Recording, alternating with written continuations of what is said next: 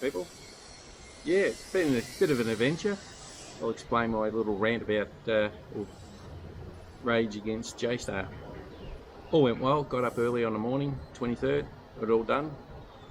Got to the airport, not a problem. Got through customs, not a problem. That all went really well. Only had my little backpack as usual, so that all went well. Checked in, brilliant. Notifications and everything from J-Star up until that point was really good.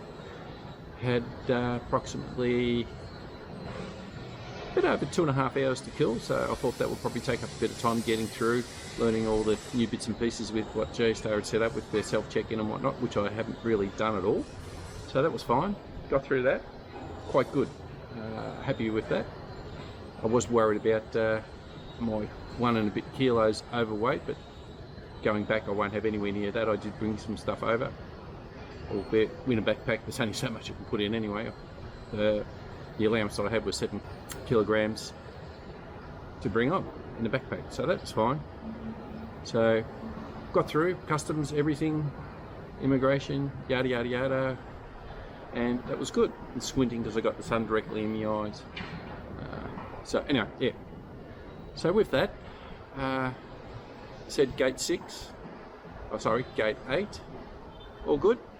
So I walked around. My plan was, since I'd done the budgety thing, to get to Phnom Penh via Changi, total of an 11-hour flight.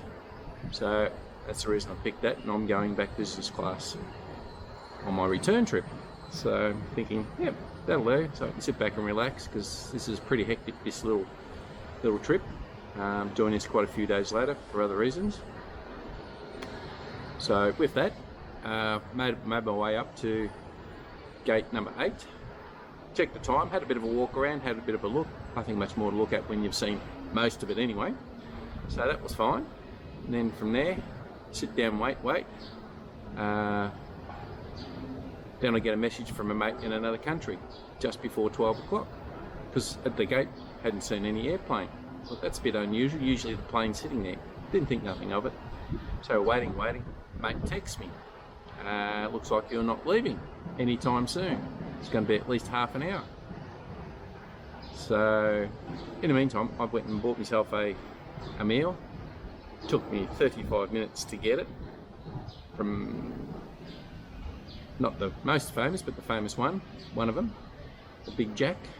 And ate that, didn't eat the chips, had the drink, so I gobbled that down thinking, yep, we're boarding soon. Get up there, sit down, just to finish off the drink, and I get an announcement. This is after my mate had texted me from Thailand, we're not going anywhere soon. What? A delay of half an hour, 12:30. The flight time was 12:05. Oh. So that cuts me short, and probably a few others. So with that, I relaxed a little bit more, waited. Then we get an announcement. We're moving from gate 8 to gate number 12. Okay. Didn't twig first up what that was all about, but as it turned about, that was for the next flight out, JQ29 to Bangkok. We're now still sitting at gate number 12. 12:30, get another message from a mate. Yeah, you're not going anywhere soon. Lucky if you make your flight, you're not going anywhere. 5 minutes later, from J-Star, get a message. The flight's been delayed a further hour. Now this is 1:30. What the hell? Hang on, as soon as we land, we've got to take off again. So we've got to run basically to get to our next destination. But you look out the window, still no plane. My God, what's going on? Then we get another message stating that, yeah, Jetstar confirmed it. Why is my mate messaging me before J-Star? Well, he sort of sits on there and looks at a lot of stuff there, but that's what keeps him occupied, so good stuff. So with that, that's an hour and a half. We're now basically pushing to get to Changi, Singapore, and then get on to our next flight. I've only got carry-on, so that didn't worry me. It was more so the waiting for the next one. Then we get another message, or I get another message, not going anywhere soon. Be camping in Singapore that night. I thought, oh, good. Sure enough, delayed. With that, again, possible 2 o'clock. So you're kidding me. By the time we land in Changi, our plane lands in Phnom Penh. Oh God, what are we going to do? Now, I've never been in that situation before, so sort of freaking out a little bit. So there's a few other people, and I know quite a few other people with ongoing flights have now just missed them all, because it's going to be in excess of 3 hours. We get there after our flights have taken off. Ours was actually turned out, we landed at 9:20, so an 2 hours and something later. So the actual total flight of our connecting flight from Changi to Phnom Penh. So we've just missed that totally. Looking again, mate, text me, haha, you're not going anywhere. There are no more flights tonight, only tomorrow. So I had a quick look through that. Yeah, great. What am I going to do? What am I going to do? So anyway, the word came about. Our plane's now coming up to the gate, going to throw everybody on. Everybody's question was, what are we going to do? We're getting to the Changi, and all that came out was they're going to put you up and until your next flight. Well, for us, for the majority of people who finish in Changi, in Singapore, it's not an issue for them. It's just getting there a little bit later. But for others that are connecting, that's where the drama starts, and we're all trying to work out what's what. The most frustrating part with all that being sort of more or less thrown in that situation, yeah, not knowing what to do. Never been through Singapore through immigration anything before, so that was sort of a bit stressful. Luckily, I ran into another guy, and he sort of more or less helped me right through. I can't remember his name. Thanks, buddy. Appreciate it. We actually talked later on the next day for 3.5 hours about everything on Penh and so forth, and plans and how things went, and he shared with me and I shared with him, and we had a great little chitty chat. So with that, we get going, we land, we actually get to the airport, as I said, around 9:25 local time, which is over 2.5 hours, or nearly, a bit over 2 hours 10 minutes later than what we should have. So our flight's already landed in Phnom Penh, and instead of having all our plans all going Mickey Mouse, it just went down to Googler. What do we do? So they told us, go down to the counter, follow the line down there, go down to the counter, and we'll direct you from there. Lost in translation, didn't speak very good English at all. All we said, go through that way, go out through there, go for immigration, grab a taxi. Very little info on that. They just gave us the itinerary and what it was. So the itinerary came out, because I didn't have my glasses on, I couldn't read it, that J-Star now have put us up in a hotel for 2 nights, 1 full day, and our flight is on Saturday. I flew out on a Thursday, on Saturday at 13:35 or 1:35 p.m. So with that, I had a full day of, what do I do? No cell card, no nothing, and my new phone. Oh well, that's another issue. So got to the hotel, the Pullman. Now this is in the dead of night, no one around. They put us up in the Pullman Orchid Hotel in Singapore. Not knowing anything, I'm just not knowing really what goes on. I haven't read the itinerary properly yet. Yes, Jetso gave us a meal voucher, paid for the taxi service to the hotel, put us up in a hotel, and yeah, basically looked after us. That hotel, retail, someone looked it up from a group of guys I've been talking to and people, over $400 a night. Obviously, J-Star won't be paying that price, being a bulk delivery for circumstances like this. You know, stuff does happen. For me, first time. So I've been thrown in a deep end of not knowing what goes on. So with that, my eyes were burning. I'm just so upset that what I planned, nothing went to it. So out of that, yeah, made it to the room, just couldn't be bothered. It was about 12:30 at night, so we got to the hotel, I think it was around about 10:30, 11:15. Managed to get through, had a shower and everything, sort of calmed down, thought, no, not going anywhere, not in the mood to eat or anything, drink. I think I had two glasses of water, and that was about it. I just crashed. I actually had a good night's sleep. It zapped me right out. So, all good. So from there, got up, what am I going to do? What am I going to do? Started searching because mate said, yeah, you got a chance to get out on a special flight, Air Angkor, for $21, or I can go through to Air Angkor direct and get a $133 Australian dollar flight, which is about $89, I think it was, to get the next flight out in the morning. So hummed and hard. Then I'm thinking, well, I got thrown lemons. Let's make the most of it. I've never been to Singapore before. Let's go and have a look. So I've messaged everybody that I could that I'm not going anywhere, and that's just it. I tried as much as I can to communicate with everybody. I'm not coming tonight. I even told Mrs. don't bother going to the airport, we're not going anywhere. So I managed to get through all that, luckily. So she stayed until I contacted her again. So we managed to get around. This time I had the computer, so I was able to convey what was going on. Itchy nose. So with that, we got through. So on that, so she was sorted, so not much I can do about that. From there, so I thought, okay, I'll go and track down a customer service centre for Samsung, seeing what they can do with my phone, see if they can unlock it. Now with Googly, nothing's in a straight line with Google in Singapore. And talking with another guy after my experience of trying to find a service centre or a customer centre where they put me in correctly, that was a laugh in itself. Walked around. I'm thinking, I was just up the road here a little bit, you know, a couple of 100 metres, but it sent me on this U-butte around in circles instead of walk straight down that road, and it's on the right hand side. I don't get that, but that's pretty much a norm thing. Why it happened, I don't know. And the guy I talked to, he actually laughed, said, yep, it happens quite a fair bit. So I spoke to them there, and I talked to the girls. Yes, the customer centre,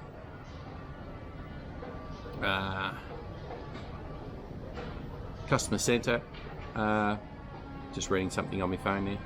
Customer centre turns around and said, yeah, first mistake you did was putting on a screen protector. It is tempered glass, doesn't scratch. No need to put that on there. That's why your phone did what it did.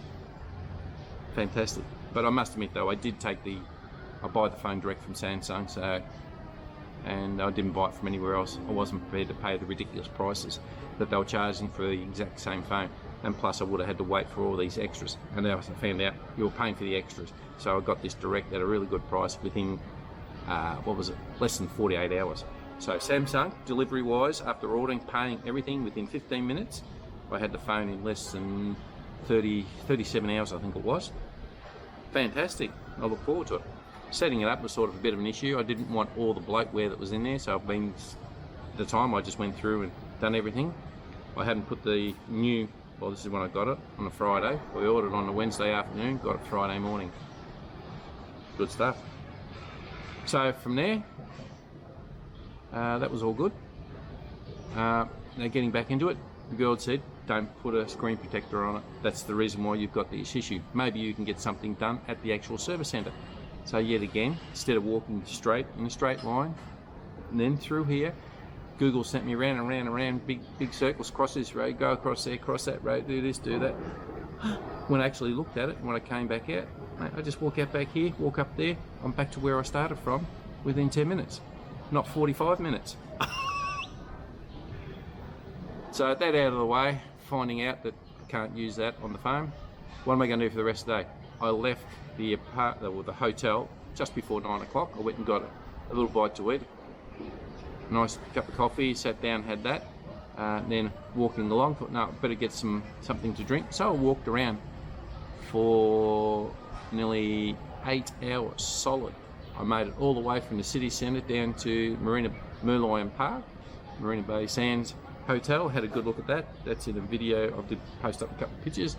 All through there, by this time, I've just thought, well, you know, there's no point being angry anymore. I'm here, make the most of it. It's only costing you time and a little bit of money. I did take $100 Singapore out. I've still probably got about $60, $70 Singapore dollars left. So I spent a little bit that day, mostly on food, walking around, drinks, and that was about it. As later on, I got the meal voucher for later on and for breakfast in the next morning. So that was all fine. So I walked around, I actually explored. And I was quite surprised. Talked to a few people around the Merlion Park, the Bay area there. Had a good look around, so it was pretty good. I enjoyed it. From what I'd seen, yeah.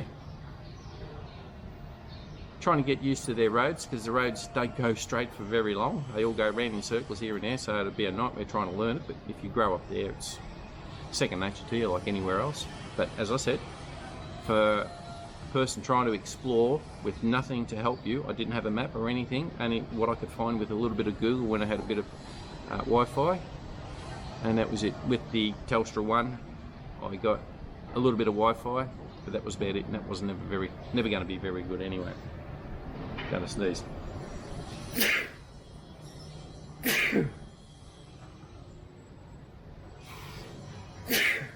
So with that, yeah, got going, walked around, and I just walked around, and I enjoyed it. So I got back at 5 o'clock, had a shower and everything. Thought, what am I going to do? Going to go search for a meal. As I'm walking back out to go look for something, I ran into the guy that helped me get my visa for Singapore, and yeah, all good. So we had a chit chat for lost time, 3.5 hours. It was pretty late. It was really good chat. Thank you for having a chat. Thanks. Don't ask me his name, I can't remember. Really helped me get through the process of doing the visa, which I would never have had a clue to do. If you've just been dumped in somewhere with you, when your eyes have been closed, blindfolded, dumped there. Now go. What do I need to do? No idea. That's what it was like. That's the downside, one of the downsides with Singapore. Instead of having someone there say, okay, this is what you need to do, exit through here, go through immigration, this is what you need to do for that, put your passport in, or go through to this desk there, put your details in before you go to passport control, put all those details in to apply for the visa, because I'm only in basically a transit visa, because I didn't have any intention of staying there. And then from there, go to the correct passport control booth, go through that, bazinga, done. The longest part it took was putting in all my information and getting it correct. Other than that, brilliant. So that's a tick for next time I go there, so I know what to do. So easy as. Not knowing anything else, maps or anything, that was the other bugbear, but that's not J-Star's fault. From there to the hotel, great. They paid for the taxi fare there, great. They paid for the hotel for the 2 nights that I was there, great. They paid for one major meal. A little bit of a problem there, but that was a bit of lost in communication between the hotel and myself, because I did mention I had a voucher. Unfortunately, they say the voucher is not valid for in-room service, but I did mention that when I called through for in-room service. If they had said, no, you can't use that, I would have gone downstairs and used it in the dining area. So they honoured all that, no problem, so they agreed to that. Miscommunication. So from there, had a meal, woke up, had a shower, everything, went for a little bit of a walk first up. We still had a bit of time up our sleeve, because we weren't going to leave the airport until about 10:30. It's only about a half-hour drive from the city centre itself, so that was all good. And then from there, we done our little check-in through J-Star. That all worked really well. That was going into Changi Airport at the new terminal T4. The last time I transited through there was through T2. So terminal T4 is completely new. Looks magnificent. So we got in there with mates and we just sat down and talked until our plane was ready. Jumped on a plane. That was quite full, and then from there landed at Phnom Penh. So everything worked out quite well. And what the basic issue was with the first original flight from Melbourne, JQ7, is a mechanical fault with Boeing jets. Yeah, I think the old saying was, if it ain't Boeing, we ain't going. So in other words, people aren't going to travel on anything but a Boeing jet back in the day. I've travelled the Francis Airbus quite a fair bit. A lot of the older generation Boeings, never had an issue. Never really had an issue with any plane anywhere where I've been delayed because of some mechanical fault. This is the first time for me. So with that, my rant first up.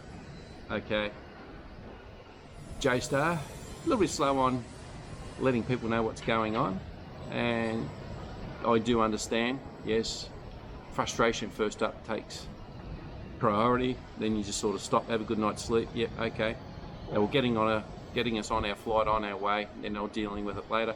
They organised the hotel for 2 nights at their expense, meals at their expense, the taxi to the hotel and from the hotel at their expense. We only had to pay for a little bit of our own food, walking around doing whatever. So other than that, J-Star, sorry I blabbed a little bit on a couple of little other vids, but no problem. It's not what I wanted first up. I just wanted to come here because I was in the hunting for a new apartment process, and I need to get that out of the way so I can actually sit back and enjoy. I am sitting at our new apartment, a bit less, a little bit further away from where I like Tol Pong, only a couple of 100 metres from the Russian market. I'm actually probably about half a kilometre away from there, so not too bad. It's an easy walk, but on a hot day it's pretty hot. So that's my little rant about what had happened from the time I woke up at 5:30 on Thursday morning. It's now a week later. I've done the search for the apartment. I've had a stay in Singapore, yeah, at very little cost to me. So, but on the other side, what do you mean by cost? Monetary wise, it did cost me a little bit, just in my own entertainment value, in food wise. That was about it. Everything else I didn't pay for. That was honoured by Jetstar. So okay, I've got to give a thumbs up on that. Not how I wanted my trip to go. Made it here on a Saturday afternoon and then chilled. With him saying that, the 2 apartments partner had looked at, gone, because they wanted money on Friday, which is when I wanted to go out and have a look at the tick apartments that she planned on looking. Couldn't. One we did look at was a very dumbed down one, and I said no, not having that. So out of that, I looked a little bit further around. We're just short on time, and we had to be out of the apartment on the 29th, which was yesterday. And from there, yeah, at the new one, we found this one just by looking around and having a look online. This one was through Facebook Marketplace. Found it. As I said, the only problem was we're facing the sun. Being overcast, it's not so bad. So I'm here in Phnom Penh, chill out. I've got a week, just over a week to unwind, and then return home to what beholds me back there. Got to get my phone fixed up, unlock, what have you. Anyway, that's me for now. That's my ranty rant. All in all, Boeing, mechanical failures, I do understand that. Jetstar, yeah, okay, done extremely well getting us to where we need to go, albeit it took us 2 days later. So what a journey, what a nightmare. Shit happens. Why me sometimes? But anyway, we all think that. I got thrown lemons, I made lemonade after I had a good night's sleep. I think after, yeah. Anyway, that's it. Catch ya. I'll leave it at that.